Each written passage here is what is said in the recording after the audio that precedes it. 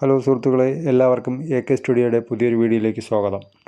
ബിരിയാണി കഴിക്കാത്ത ആരും തന്നെ ഉണ്ടാവില്ല. ബിരിയാണിക്ക് മണത്തിനും സ്വാദിനും വേണ്ടി സാധാരണ രമ്പയില ഉപയോഗിക്കാറുണ്ട്. നിങ്ങൾ ഈ കാണുന്നതാണ് രമ്പയില. ഗന്ധപ്പുല്ല്, ചോറ്റില, ബിരിയാണി കൈത, രമ്പയില എന്നൊക്കെയാണ് ഈ ചെടിക്ക് പറയുന്ന പേര്. ഇത് കൈതയുടെ വിഭാഗത്തിൽപ്പെട്ട ഒരു ചെടിയാണ്. ഈ രമ്പച്ചെടി പൂക്കയില്ല, കായ്ക്കയില്ല. ഇതിൻ്റെ ഇലയിൽ മുള്ളില്ല. അങ്ങനെ ഒരു പ്രത്യേകം ഇനത്തിൽപ്പെട്ട ഒരു ചെടിയാണ്. ഇതിൻ്റെ പേര് വന്നത് തന്നെ ഉർവശി മേനക രമ്പ എന്ന് പറയുന്ന, രമ്പ എന്ന് കഴിഞ്ഞാൽ ഉത്തമ എന്നാണ് പറയപ്പെടുന്നത്. അതിന് ഉത്തമം ആക്കി, അതായത് കറികൾക്കെല്ലാം ഉത്തമമായിട്ട് ഉപയോഗിക്കാൻ പറ്റും എന്നാണ് പറയപ്പെടുന്നത്.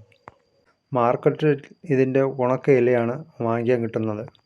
ഇതിൻ്റെ വേരിൽ നിന്നുമാണ് ഇത് പുതിയ പുതിയ തൈകൾ ഉണ്ടാകുന്നത്.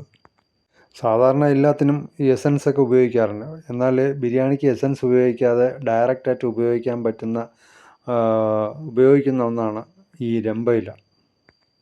നമ്മളെ വീട്ടിൽ പുട്ട് ചുടുമ്പോഴത്തേക്ക് ഇതിൻ്റെ ഇല കൂടി അതിലിട്ട് നമ്മൾ ആവി കയറ്റി കഴിഞ്ഞാൽ പുട്ടിന് നല്ല സ്വാദും മണവും ഉണ്ടാവും. ഇതുകൂടാതെ നമ്മൾ ഇതിൻ്റെ ഇല തിളപ്പിച്ച വെള്ളം കുടിച്ചു കഴിഞ്ഞാൽ, ഇലയിട്ട് തിളപ്പിച്ച വെള്ളം കുടിച്ചു കഴിഞ്ഞാൽ നമ്മൾ പനി പെട്ടെന്ന് മാറാൻ സഹായിക്കും.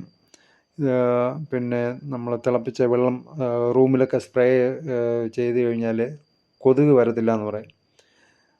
പാറ്റ ശല്യം ഉണ്ടാവാതിരിക്കാൻ ഇത് സ്പ്രേ ചെയ്താൽ മതി. നമ്മളെ ശരീരത്തിൽ പുരട്ടി കഴിഞ്ഞാൽ കൊതുക് കടിക്കത്തില്ല. ഇതിൻ്റെ ഇലയ്ക്ക് നമ്മുടെ ശരീരത്തിലെ ക്യാൻസർ കോശങ്ങളെ തടയാൻ പറ്റുമെന്നാണ് പറയപ്പെടുന്നത്. നമ്മൾ വെള്ളം തിളപ്പിച്ച് കുടിച്ചു കഴിഞ്ഞാൽ നമുക്ക് ക്യാൻസറുള്ള കോശങ്ങളെ, അതായത് നമ്മുടെ ശരീരത്തിലുണ്ടാകുന്ന ക്യാൻസർ കോശങ്ങളെ നശിപ്പിക്കാൻ കഴിയുമെന്നാണ് പറയപ്പെടുന്നത്. വീഡിയോ ഇഷ്ടപ്പെട്ടാൽ ലൈക്ക് ചെയ്യുക, ഷെയർ ചെയ്യുക, സബ്സ്ക്രൈബ്